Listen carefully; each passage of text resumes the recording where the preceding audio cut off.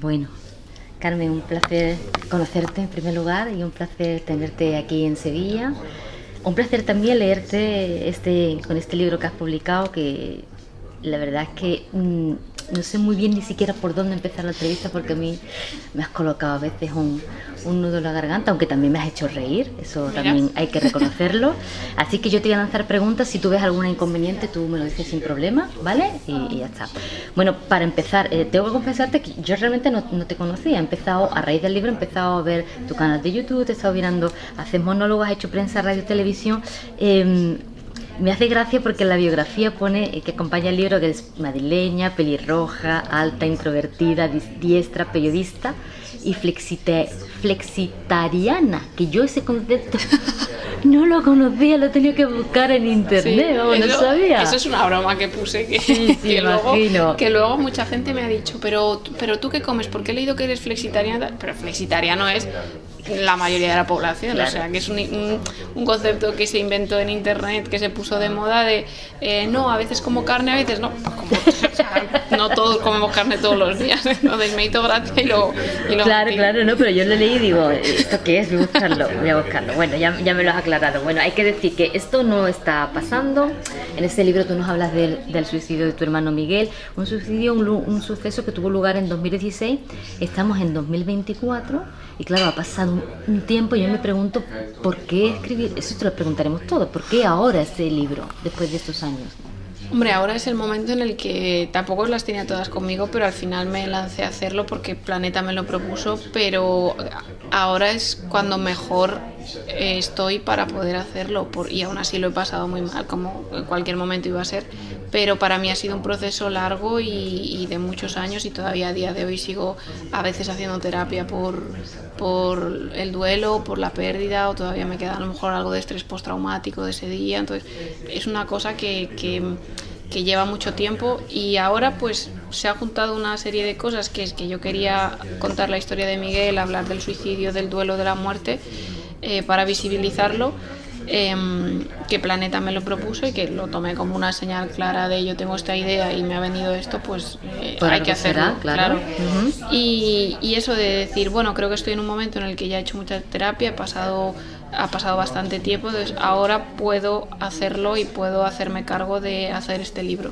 Me imagino que antes de lanzarte a escribir este libro lo habrás tenido que reflexionar mucho, precisamente por lo que dices, porque escribirlo te ha supuesto pasar por estados emocionales, imagino, muy complejos.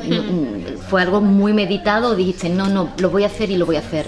Pues yo tenía la idea de hacer un libro desde pequeña, o sea, me encanta escribir y siempre he querido escribir libros. Tenía la idea de contar la historia de Miguel, que lo he contado alguna vez, pero claro, no encontraba tampoco el formato para hacerlo bien, con calma, contar todos los detalles, todo el contexto. Entonces yo ya tenía como la idea de hacer un libro, pero sí que me daba mucho respeto, para empezar, por escribir un libro que yo no sabía cómo hacerlo, y para seguir por eso de decir, ostras, va a ser un tiempo duro. Y sí, lo que pasa es que la idea de hacerlo como que fue ganando peso, hasta que eso me llegó la propuesta de Planeta, y yo, que soy mucho de las señales y de decir esto está claramente que hay que hacerlo, pues me puse a ello, pero sí lo pensé bastante, pero una vez ya me decidí, dije ya está, ya no lo pienso más, porque como lo piense más va a ser ya contraproducente, entonces ya he empezado, ya tiro. Me cuentas desde el momento en que lamentablemente Miguel pues toma esa decisión y ocurre ese hecho y todo el proceso, ¿no? Es decir, cuando él empieza a tener los brotes y demás, todas las consecuencias. Leyendo el libro me preguntaba a veces, ¿tienes los recuerdos tan frescos o también has tenido un poco que ficcionar, por decirlo de alguna manera?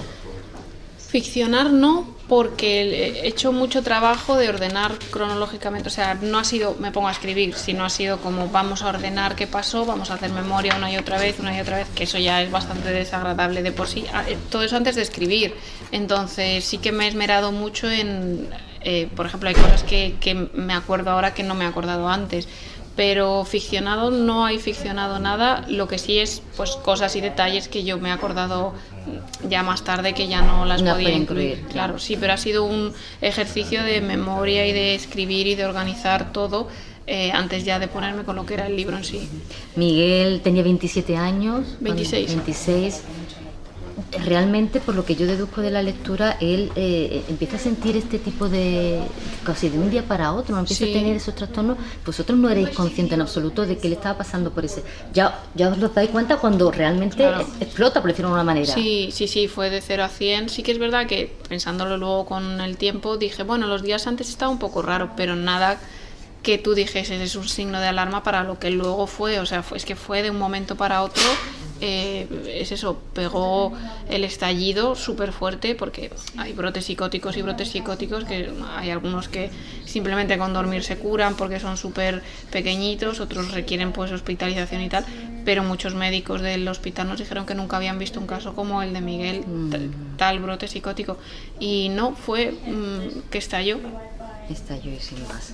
Bueno, leyendo algunos pasajes, realmente, ya te digo que me has puesto un nudo en la garganta, son algunos momentos que narras, son muy angustiosos.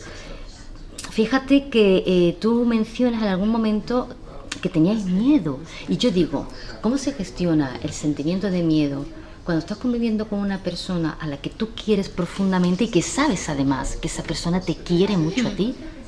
¿Cómo encajas eso? Es muy complicado porque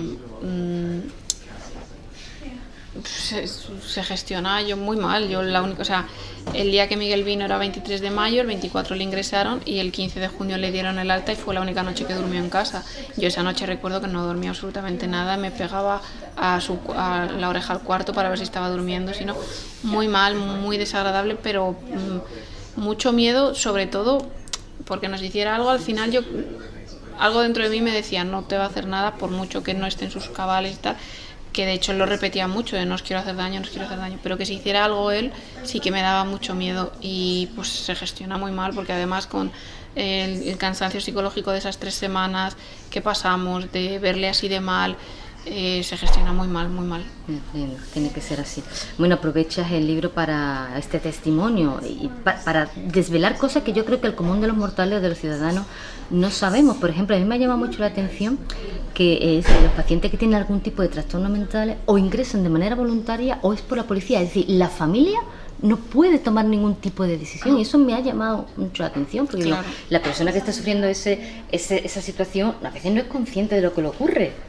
Por eso es tan complicado. ¿Cómo haces? Claro, ellos se piensan que lo que están percibiendo es real, entonces es muy complicado, porque tú le intentas hacer entender que no está bien, es peor, porque es como que se lo toma mal, porque ya está como muy paranoico y el mundo está contra mí, entonces es muy complicado. Sí, eso nos dijo, o sea, la primera vez que le llevamos al hospital y él se fue y le dejaron irse, nosotros dijimos, ¿pero qué hacen? No, es que no, por ley no se puede, tiene que ser ingreso voluntario o forzoso por la policía, y que un juez diga que se tiene que quedar ingresado.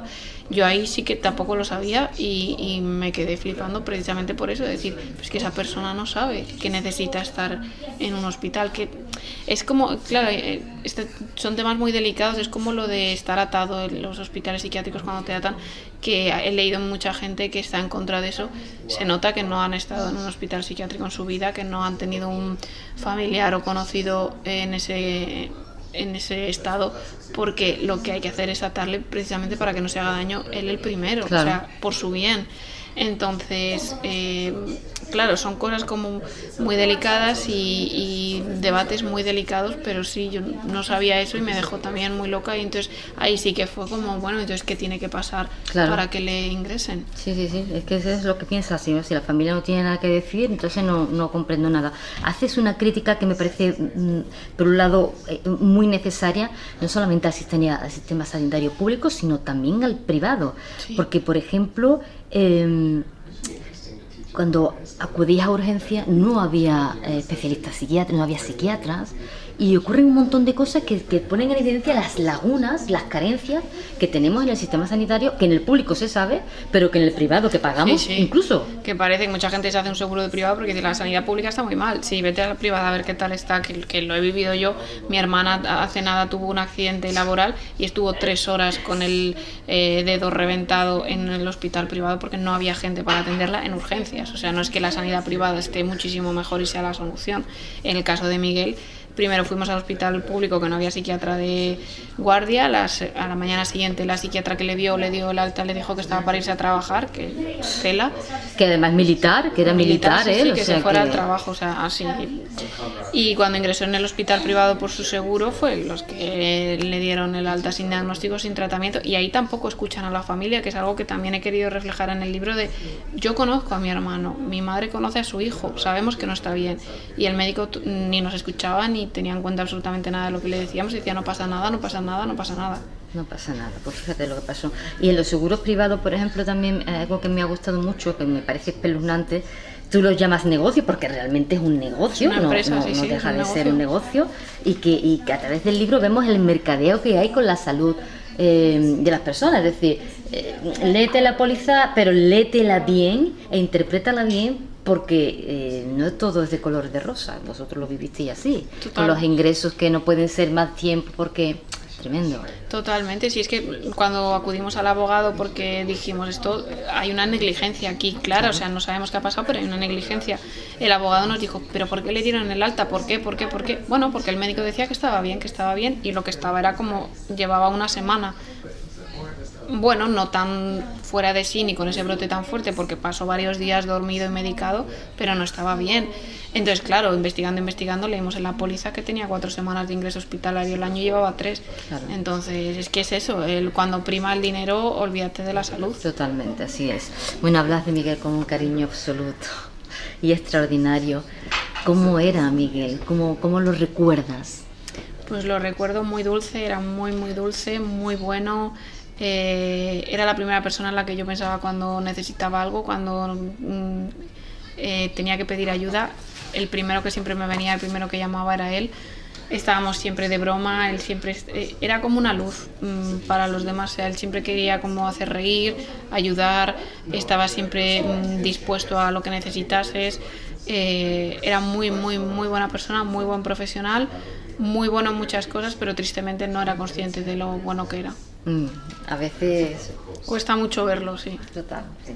Ahí en el libro incorporas una foto que estás con él, que me parece un detalle preciosísimo para como cierre al libro, y además que lo vemos sonreír, sí. Con lo cual queda ahí como la esperanza de él sigue ahí sonriendo. Sí, así es como lo recuerdo yo, y eso que él solía, a mí siempre me lo dicen también, pero a él se lo decían, que qué serio estás siempre, qué serio estás con lo bromista que era y lo que le gustaba, pero bueno, era su cara, pues como me pasa a mí, que soy como bastante seria, pero que luego me gusta bromear un montón.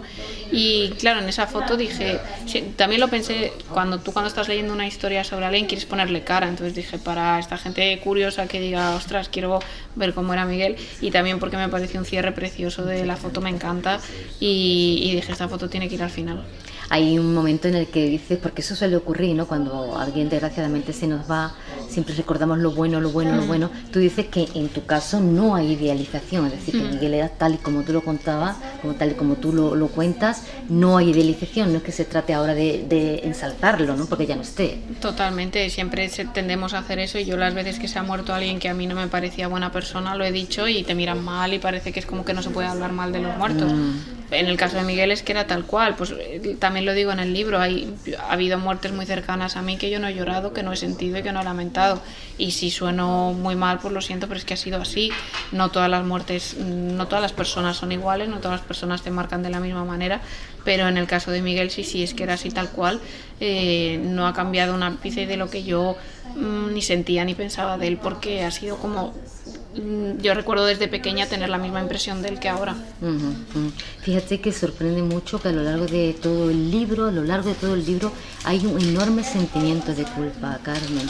Tú arrastras te sientes culpable incluso de no haberlo visto dentro de tanta culpa. Y esto, ¿por qué tanta culpa? Al fin y al cabo tú no eras culpable de nada. Sí, esto es muy humano, supongo, y en estos casos cuando la muerte no es algo natural y no es algo que el cerebro pueda entender, buscas un montón de excusas de por qué, y al final como no hay, pues te culpas tú y dices, bueno, debo ser yo, pues por la concepción que tenemos de nosotros mismos, por la culpa con la que nos crían, por no sé si la culpa está judeocristiana de la sociedad, pero al final cuesta mucho y pesa mucho porque, pues supongo que porque te quieres dar una explicación y no la tienes, entonces pues miras hacia ti, que somos súper exigentes con nosotros y nos tratamos muy mal, y dices, bueno, pues será mi culpa. Entonces, que eso también me ha costado mucha terapia y a día de hoy todavía a veces me colea, pero sí que es mucho tiempo y mucho de que te cale de verdad, que no es tu culpa, que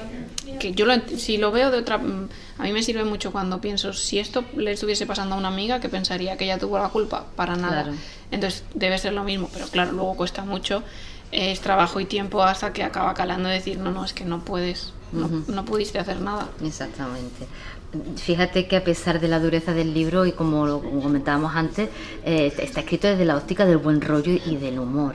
Y yo a veces me preguntaba leyéndote, había pasajes que me reía, ¿verdad? ¿Cómo interpretas tu entorno que encares un suceso de este tipo desde la óptica del humor? Pues por suerte me conocen ya de sobra, saben el tipo de humor que tengo y los chistes que hago.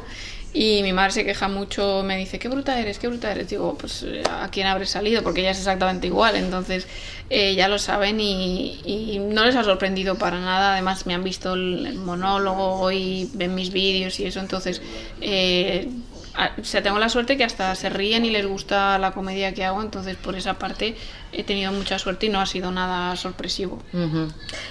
Hacer chistes sobre la muerte de Miguel es como una venganza contra la vida por lo que te había hecho. Sí, cuando te encuentras con una cosa así que no puedes hacer nada, o sea, que la vida te da eso y tú lo quieres devolver y volver a como estabas, pero no hay manera. Entonces me sentía muy estafada y muy impotente y muy jolín, pero es que la vida te da un sopapo de pronto y te la vuelve del revés y no puedes hacer absolutamente nada, y tengo ahora que procesarlo y que seguir con esto, y que entonces sí, para mí fue como una pequeña venganza, una pequeña liberación, que era lo único que podía hacer. Claro, no tenías otro camino. Antes escuchaba yo a mi compañero, a Fernando, preguntarte por tu madre, y es verdad que el papel de la madre en el libro es como... da mucho consuelo, porque tú hablas de ella con mucha admiración, y a ti te resultaba como increíble que ella pudiera seguir adelante a pesar de que su hijo pues ya no estuviera, ¿no? O sea, para ti tu madre era como una balsa a la que aferrarse, ella es la que ha tirado del carro, sí, para que tanto tú como tu hermana pudierais levantar cabeza. Totalmente, ella ha tenido una vida súper dura y yo creo que ha sido su método también de seguir adelante siendo cabeza de familia, porque nos ha criado, ha sido madre y padre para nosotros tres. Entonces imagino que cuando pasó esto, evidentemente tiene que haber sido horrible y dolorosísimo, y ha estado muy mal, y a día de hoy todavía pues todavía hay estragos de eso, pero ha sido la que ha tirado para adelante y la que a mí siempre me ha dicho, no podemos hundirnos, no podemos dejarnos, no podemos hacer lo que hizo él, estamos aquí por algo, hay que seguir. Entonces sí que ha sido como la boya que a mí literalmente que me sacó del hoyo. Uh-huh. Dices que eres cómica gracias a ella. Sí. Pues ella tiene un sentido del humor. Ella es de Granada y es la típica andaluza que está todo el rato riéndose. Ella dice, me río hasta de mi sombra. Y es verdad que todo el rato haciendo bromas, todo el rato riéndose de todo, tiene un sentido del humor, todo el rato haciendo tonterías también para que nos riamos los demás, que yo creo que Miguel y yo hemos salido a ella en eso. Entonces, claro, desde pequeña yo la he visto así y ha sido algo como que he admirado y que he dicho, pues esto me gusta mucho. Entonces, por ahí he tirado, y luego que me parezco a ella, pues eso, lo de ser bruta, los chistes, me parezco a ella, eso es una cosa que he heredado, y sí, es algo que siempre he admirado de ella, de jolín, esta mujer siempre está de buen humor, siempre se está riendo, qué maravilla. Uh-huh. Bueno, te estabas comentando hace un ratito que algunas, te ha tenido que costar superar esto por asistiendo a terapia, sufriste épocas de ansiedad, que lo describes muy bien en el libro, porque los que padecemos ansiedad, yo me he visto muy reflejada. ¿Sigues padeciendo ansiedad para estos temas? Sí, pero ya no ni tan intenso ni tan seguido, o sea, sí que es de vez en cuando, más que ansiedad ahora es más pena, más tristeza, pero por suerte no, o sea, pude controlar la ansiedad y los ataques de pánico que tenía con la terapia que hice y con las técnicas. Sí que tengo ansiedad ahora, o sea, a día de hoy, por múltiples cosas, por cómo es la vida y por cómo vivimos, pero por suerte con ese tema ya no, ni de la misma forma, ni me imposibilita vivir ni nada. O sea, ese trabajo de terapia sí que lo noté muchísimo, y sí que es verdad que nunca jamás he vuelto a tener un ataque de ansiedad. Bueno, eso es buena cosa. lo que le ocurrió a Miguel te ha hecho enfocar o encarar la vida de otro modo, por ejemplo, y eso es algo que creo que todos debemos aprender, a no guardarte los sentimientos, sino manifestarlo y demostrarlo cuando tienes a la persona delante. Y eso has cambiado mucho, dices. Sí, y me sigue costando porque soy una persona muy para adentro y muy, pues no me sale dar abrazos, no me sale dar, o sea, mis muestras de cariño a lo mejor son comprarte una cosa que sé que te gusta, pues así me acuerdo de ti, pero me acuerdo de que a Miguel le gustaba mucho dar besos, dar abrazos, mucho el contacto físico, y me di cuenta cuando murió y dije, jolín, pues si lo hubiese sabido le habría dado muchos más besos y muchos más abrazos, y sobre todo le habría dicho muchas más veces que le quería, que sé que lo sabe y lo sabía de sobra, pero creo que nunca está de más y que siempre viene bien, que eso nunca sobra. No sobra nunca, la verdad es que no. También has aprendido a tener otra visión de la muerte, o a lo que pensamos que puede haber detrás de la muerte, porque tú sientes a Miguel a tu alrededor. Sí, o sea, sí, han pasado cosas y en casa siguen pasando cosas de que se cae, de que a lo mejor el libro está aquí y se cae al suelo y nadie lo ha tocado o sea, cosas que no tienen explicación y que dices tú, bueno, pero seguro que es la física, que no me interesa, yo prefiero pensar que es Miguel, que está aquí, que yo le siento, que es que le siento, le noto, le huelo a veces, muchas veces, y me pasa igual con mi abuelo, o sea, son los perfumes que tenían ellos y sí me da mucha esperanza y me da como, jolín, pues yo pensaba eso, que, o sea, nunca me lo había planteado tampoco de qué será la muerte, qué pasará después, pero cuando pasó con Miguel quise desde el primer momento pensar que no era el final, y ya cuando investigué y me informé un montón y leí muchísimo, y con las experiencias que yo he tenido, pues claro, creo que no es el final, y sí que creo que todos somos energía al final y que hay una parte que no va a morir nunca. Entremos en el terreno de las hipótesis, de las elucubraciones. ¿Qué crees que Miguel te diría de este libro? Yo creo que se reiría mucho, que le gustaría mucho y que estaría muy orgulloso, creo que sí, lo cuento en el libro, estaba orgulloso de que estudié periodismo, pues supongo que de haber escrito un libro estaría súper orgulloso. Sería el primero en reírse. Seguro, sí, muchas veces cuando hago chistes, lo que digo en el libro también, cuando hago chistes de él en el escenario le veo reírse y sé que sería el primero. Ya por último, Carmen, ¿te ha servido escribir este libro o te está sirviendo ahora que estás haciendo la promoción hablar de este tema con gente que no conoces realmente? Sí, me está sirviendo un montón, y también ha sido como duro porque ha sido mucho tiempo hablar todo el rato lo mismo, al final luego llegas a casa y te da bajón, que es completamente lógico y normal, pero sí me ha servido muchísimo, y lo hablaba con Fátima también, mi jefa de prensa, que ya lo llevo de otra manera, y que al principio, claro, yo lo que he hecho es escribir no es hablar. Al principio, en las primeras entrevistas, hasta a mí me costaba decir la palabra suicidio, y ahora ya hablo abiertamente. También la recepción de la gente, como también todos los medios lo están tratando con el respeto, con el cariño, con la dedicación. Sí que he visto como una evolución, y sí que me ha servido muchísimo para hablar aún más abiertamente y jolín, que la gente lo reciba así, que quiera hablar y que quiera tratar el tema también, me parece maravilloso. Yo creo que es un libro necesario porque son temas de los que hay que hablar para que la sociedad lo conozca, así que por mi parte te agradezco mucho que lo hayas escrito, que me hayas presentado a Miguel, que me ha encantado conocerlo. Y nada, te deseo mucha suerte y pa'lante, Carmen, pa'lante. Muchísimas gracias. Gracias a ti.